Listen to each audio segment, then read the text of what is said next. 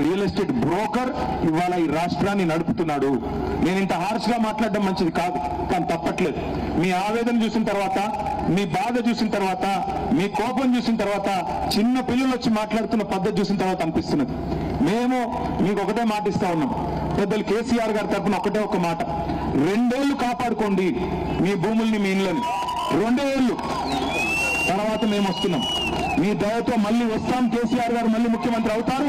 మీకు ఖచ్చితంగా మీ ఇంటికి కాదు కదా, మీ ఇంటి మీద సున్నం కూడా ఎవడు ముట్టకుండా చూసుకునే బాధ్యత నాది. ఈ 2 ఏళ్లు కాపాడుకుందాం. ఈ 2 ఏళ్లు కాపాడుకోవాలి. ఎందుకంటే ఈ దుర్మార్గం నుంచి ఒక మీ ఇళ్ళనే కాదు, తెలంగాణను కూడా కాపాడుకోవాలి. ఈ 2 ఏళ్లు మొత్తం కూలగొట్టడం, విధ్వంసం తప్ప నిర్మాణం తెలియని సన్నాసి ఈ దుర్మార్గం నుంచి, ఈ భూ బకాసురుడి నుంచి, ఈ రియల్ ఎస్టేట్ బ్రోకర్ నుంచి ఈ రాష్ట్రాన్ని కాపాడుకోవాల్సిన బాధ్యత మనందరి మీద ఉంది.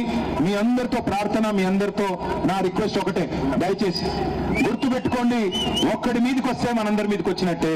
మన ఇంట్లో కూర్చుని మనం ఏసీ గదిలో ఉంటే కుదరదు. మనం కూడా రోడ్డు ఎక్కాల్సిందే, సందర్భం వచ్చినప్పుడు పోరాడాల్సిందే. లేకపోతే తెల్లారి బుల్డోజర్ మీ ఇంటికి వస్తుంది. అక్కడెక్కడో కొడుతున్నారు కదా నాకేమి అనుకుంటే కుదరదు. తెల్లారి మీ ఇంటికి వస్తారు. మేమందరం ఎట్లా ఉంటాం, మేము ఎక్కడ పోం. మీరు కూతవేడి దూరంలో ఉన్నాం. మేము తమ్ముడు కార్తిక్ రెడ్డి ఈరోజు నిజానికి జన్మదినం, ఇలా ఆయన బర్త్డే.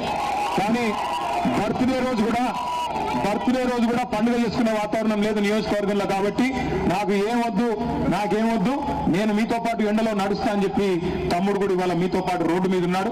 నేను ఒకటే కొడతా ఉన్నా, ఆయన ఒక్కడే కాదు, మొత్తం కేసీఆర్ గారి బృందం మీతో ఉంది. కేసీఆర్ గారు మీతో ఉన్నారు. 2 ఏళ్లు కాపాడుకుందాం. నేను అడిగేది అంతకంటే ఎక్కువ కాదు.